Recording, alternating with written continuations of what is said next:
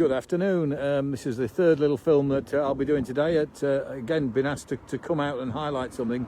I'm in Corringham, just outside Corringham Town Park, where I've been asked by the friends of the park and Julie Sorrell-Wilder, well-known local lady, just to come and highlight the park and to point out that they feel that the park has been let down a little bit and it's not had the investment and support from Thurrock Council that some of the other parks in the region have had.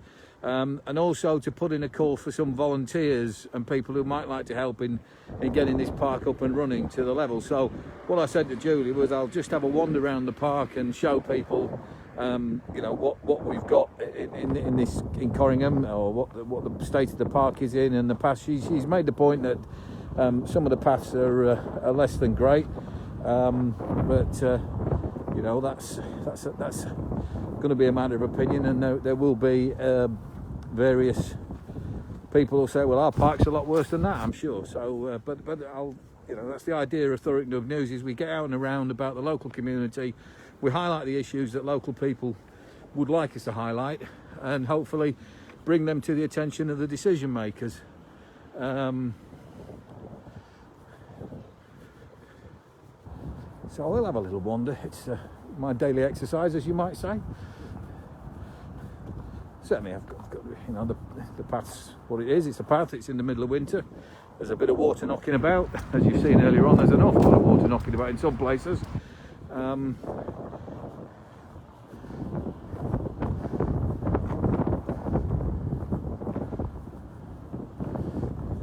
can see here certainly that if this was dark, there's no lighting. This isn't particularly great. In fact, I'd go as far as to say that's probably quite dangerous. Big lumps and cracks in the road, and certainly for elderly or slightly infirm people coming along here, kids running, this certainly would look to be a little bit dangerous. So I think straight away, a couple of minutes into the park, you can see that there are some issues that possibly do need addressing. There's what presumably was the little bike tracks, skate park here. Well, there's a huge amount of potential for this park. Of course, just down the way they've got Hardy Park, which is a real focal point for the community. That's got a cafe and various other things. One thing we do have here, you can see in the distance, is the Carrish May Darling Centre, run for the foundation that remembers that wonderful young girl who sadly lost her life. Great family effort, great effort by the community, and over the decade or so that I've known the family and what's been going on, it's been really amazing to see the things that they have contributed as volunteers to the local community. So that sort of backs up the message that local people can make a difference. One thing that was invested in the park here was the Olympic legacy equipment, which you can see in the distance there. We'll go and have a quick look at that. I know there was a point when some of it was vandalised. Sadly, that's quite often what happens in these days.